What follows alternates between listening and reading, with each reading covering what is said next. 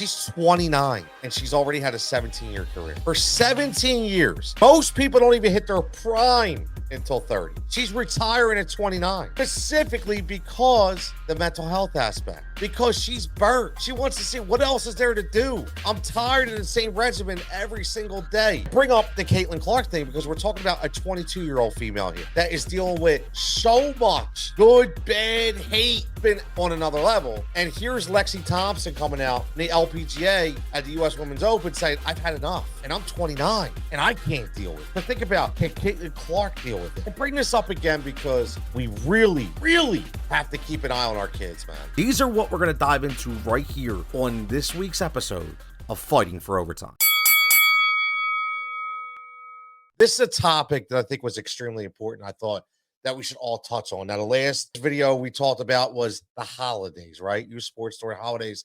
This is very interesting. LPGA pro golfer Lexi Thompson calls it quits at 29 years old. 29 years old, and cites mental health reasons as the culprit. Like I've said, this is exactly why I started this program. This really should tell you something. This should really tell you something about what is going on in youth sports. I'll tell you, 29 years old, to think that you've already had a 17-year career. Yeah, you heard me right. 17-year career Lexi Thompson had already at 29 years old. First major in single-digit ages. That's how much she was brought into the pro spotlight. And she had a lot of interesting quotes.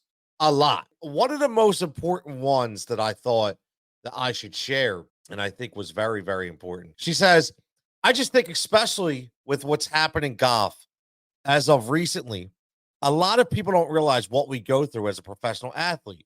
Thompson said, I'll be the last one to say, throw me a pity party. I love that quote. That's the last thing I want. We're doing what we love. We're trying the best every single day. You know, we're not perfect. We're humans. Words hurt. It's hard to overcome sometimes. That's a huge statement. That is a huge statement. Let's just think about this. And I'm going to get to so many different quotes from about the Lexi Thompson situation and how it pertains to us in the youth sports world.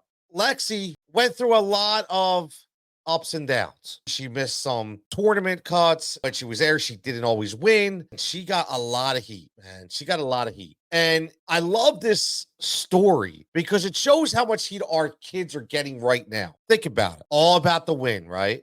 All about the win. We've talked about that before in this program.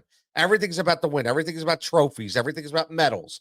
Everything is about that next level. And eventually, it continues to weigh on you. And it weighs on you so bad that sometimes it spirals out of control before you even know it's happening. Think about it. Now look at somebody's other comments. She says, golf has been my life ever since I was 5 years old. Tournaments when I was 7. Haven't really known much of a different life, but it's been an amazing one. Thompson said, and this is straight off of Golf Monthly. Now think about what she just said there. Since I was 5 years old, tournaments when I was 7. I bring that up because again, in this mantra, this monster of youth sports that we've created now, this is one of the biggest issues. Yes, there's a tournament schedule. There's a league schedule. I understand. But if there's never a break and there's never a time, mental health matters. And it really takes us on another level. That's why it's so important for these young athletes, men, women, boys, girls, whoever, doesn't matter. They need such a huge supporting cast. They really do. They need advocates everywhere. Let me tell you something. I said this before and I'll continue to say it. The coaches are so important that sometimes you take them for granted, and unfortunately, you shouldn't. Now, they're not all good, okay? They're not all good. I get it. Trust me. I'm going to elaborate on some of the ones I think that suck too, that were in my area of expertise from my own situations. But even the golf coaches at time, you think about the constant push and push and push.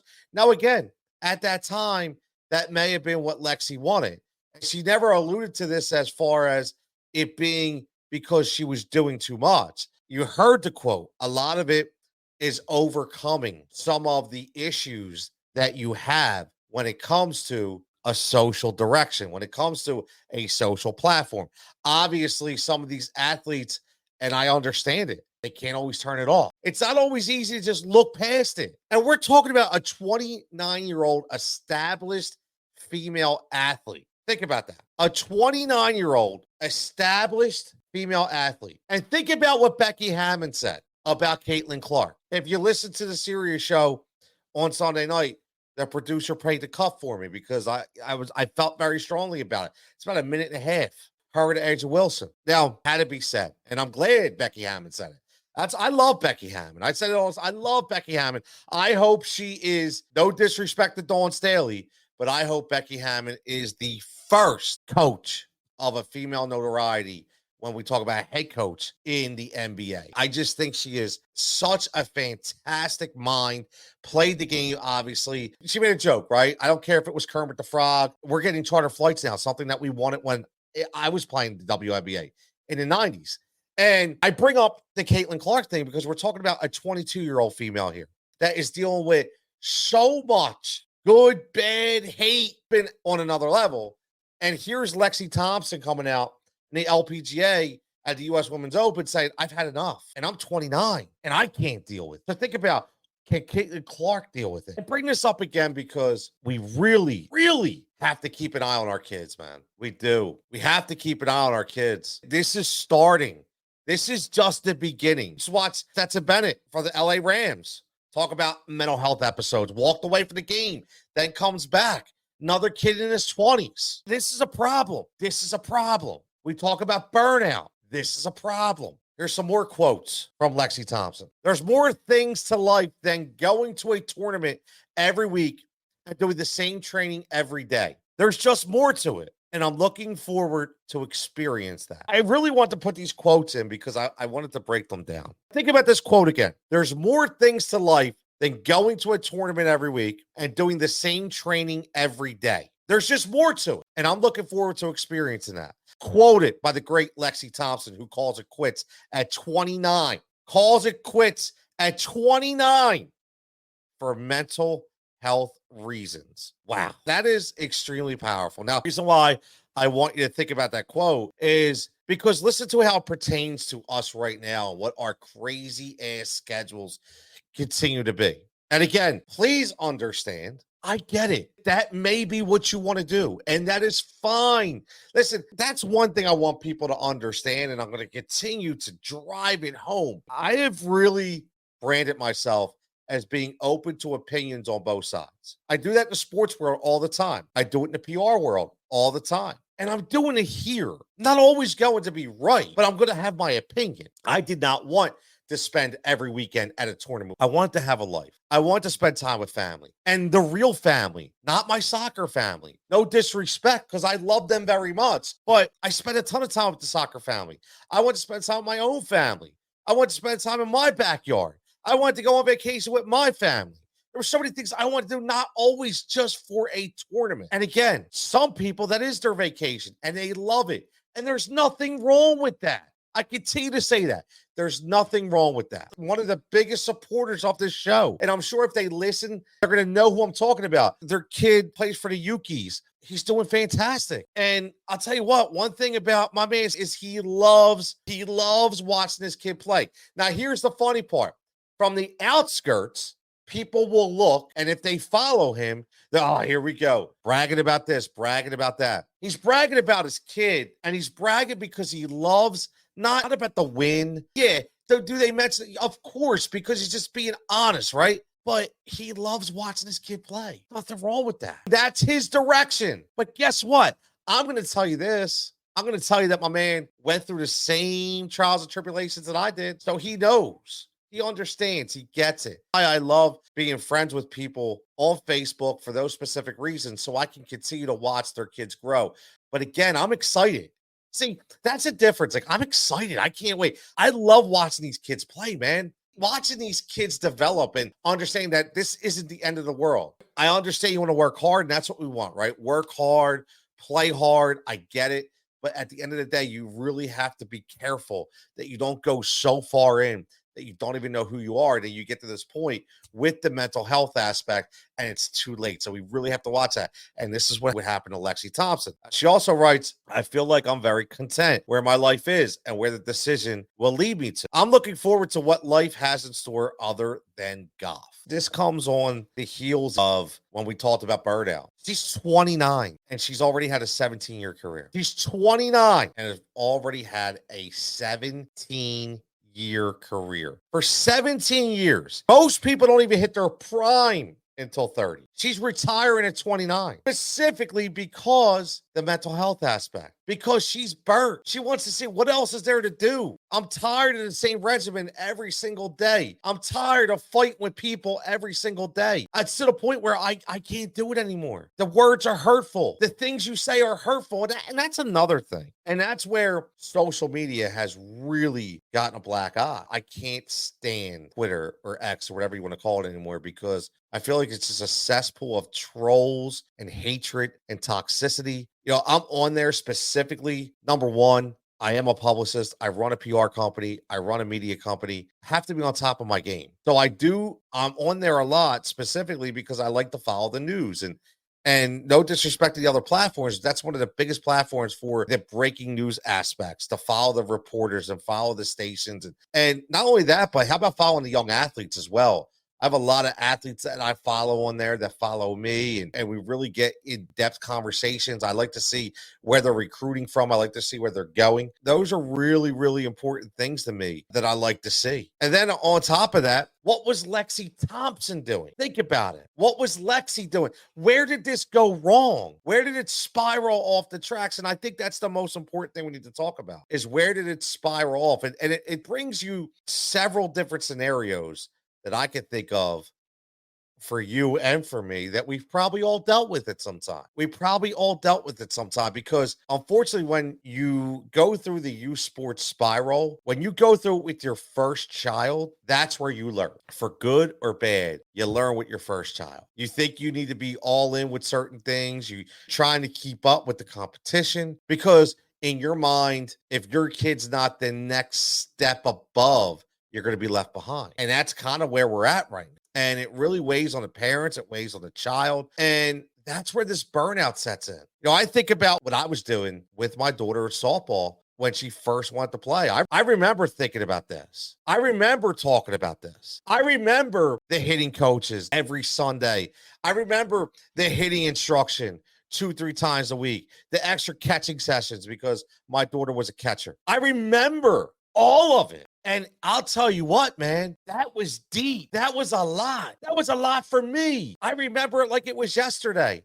And goddamn, I know that I got parents out there that even though they're extremely happy, that they're burnt too. Think about it. But here's the other thing I want to say. The other side, the positive side of this argument, keeping your kid out of trouble. You hear people say, I just want to keep my kid out of trouble. If he's playing, he's safe. I get it. Completely get it. Listen, I specifically, you may laugh at this, made sure as my kids, and when I say kids, my soccer kids, that was the last sport I've been coaching. I made sure that my soccer kids were signed up as a team to play Friday night or Saturday night soccer. Why did I do that, you ask? Keep them out of trouble. To keep them out of trouble. People are like, what? Yeah, to keep them out of trouble. Because I wanted them to know that it was my goal to make sure they knew that I was going to be their advocate. And I wanted to be with them as much as they wanted to be with me. And at first, it was like, oh man, coach, the weekend, yeah, you know what? Because you're going to get your head out of that damn video game. You're going to get off the phone in the group chats. You're going to get off of TikTok, and you're going to get out. You're going to be with your teammates. You're going to form some memories, form some bonds. And guess what? That's one less night I have to worry about you.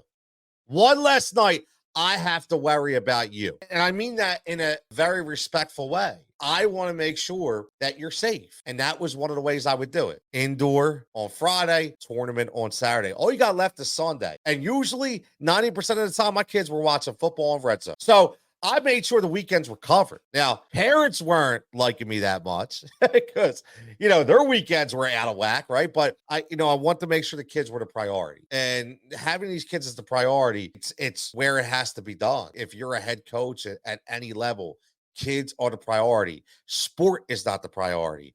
Wins are not the priority. Game is not the priority. Program, don't give me that shit about the program being the priority. The kids are the priority because mental health matters. And to get back to my previous point, the good part about having the tournaments all the time and the trainings all the time isn't about you getting better, in my opinion. It was about the bond that I created with my daughter because it was the constant drives to the cages, the constant drives to the instructional elements. It's constant drives to the tournaments, getting up at 6 a.m. to be in Reading. That's an hour and a half away to play that first game at 8 a.m. in a brutal heat in the sun where you just got your ass kicked the day before. That's not easy. But guess what? Damn, was that fun. Having some sing-alongs. We had some fantastic times in softball for moments and memories. If you live on the East Coast, you go to the World Series, not the Pony World Series. Pony World Series for softball is at different states every year. If you go to just the World Series, it's in Ocean City, Maryland. And Ocean City, Maryland has a bunch of different fields,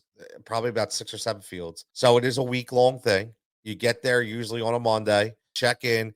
Your first games, you got games Tuesday, Wednesday, Thursday. I mean, it's all week, okay? Hot, very sticky, mucky. Ocean City, Maryland, when it gets humid, man, it gets nasty. So I remember we were at a complex that had 3 softball fields. So if it had 3 softball fields, you had 6 teams. And the way they did it was one good thing is they kept you at same coordinates. Now, you may have had a decent amount of layover time, but at least you didn't have to drive from one field to the next. You were at that complex that day.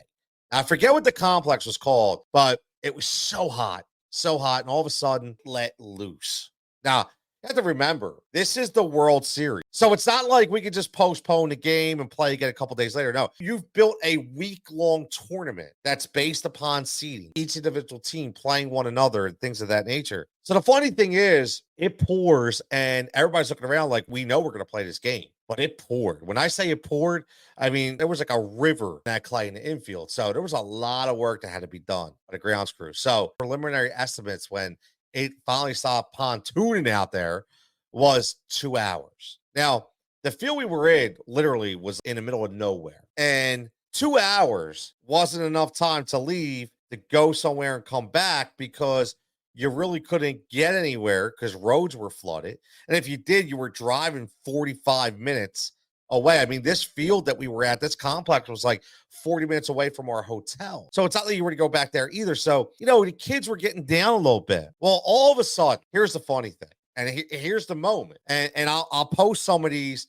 Make sure you're fighting for overtime on TikTok, Instagram. I will post some of these, I promise. All of a sudden, a dance party breaks out. All the teams. And I'm being honest. When I say all the teams, I mean all the teams. Literally like electric slide. It was so much fun to watch. Kids from all different nationalities, all different backgrounds, all different locations, all different age levels, just all being together and saying, you know what? Screw the weather. Screw softball. We're going to let it loose and we're just going to have fun. And I watch these videos a lot and it's so awesome to see. It really is. And I watch these videos and I say, this is when everything is just can be so simple. Youth sports can really be so simple if we don't let it spin out of control. Honestly, it can be simple. It's a simple game that we really blow way out of proportion, but it's a simple game that can create with you memories and bonds to last an entire lifetime. That's why if you go back to last couple weeks episode of team hopping and team loyalty, it's a reason why I'm not a big fan of it because you never cement yourself in that position for long enough to create those memories. I don't want 1-year memories, man. I want lifelong memories. I want lifelong moments. And that's what I was able to build. That's what I was able to do. Some of them good, some of them bad. But moments like that where you literally had 6 teams. Each team probably had about 15 to 16 girls on it. I mean, you're talking about almost 100 girls in line dancing. Okay, all together, laughing, enjoying themselves, smiling. You can't make it up. But see, that's the problem. Everybody right now as a youth athlete is so hell-bent on needing to be that next big thing, needing to go to that next level, that they're so stressed amongst each other that they can't even smile. They can't even have fun. Now, again, I will say this wholeheartedly. I understand that there are athletes, and they're whether young, old, whoever, that are built like that, and that's what they need to do.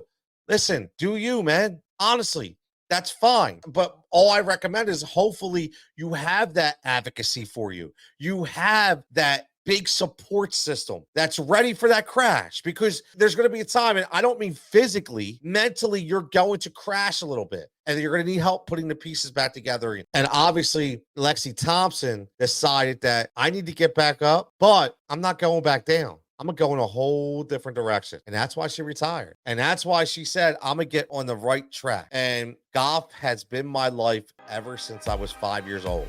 Tournaments when I was 7. I haven't really known much of a different life, but it's been an amazing one. Think about that. I can't say it enough. She knows nothing else but the game of golf, because that's all she's done. Now she gets to do different things. She gets to let loose a little bit. Oh, and by the way, what else? She gets to be Lexi Thompson. Fighting for Overtime is a Rise and React media production. If you're looking to start a podcast, if you're looking to get some direction, hit us up. Let us know. We'll help you out there as well. Again, for everybody, enjoy your time, memories and moments, and keep fighting that fight. Continue to fight in overtime to make your kid have the best experience that they can have when it comes to playing youth sports.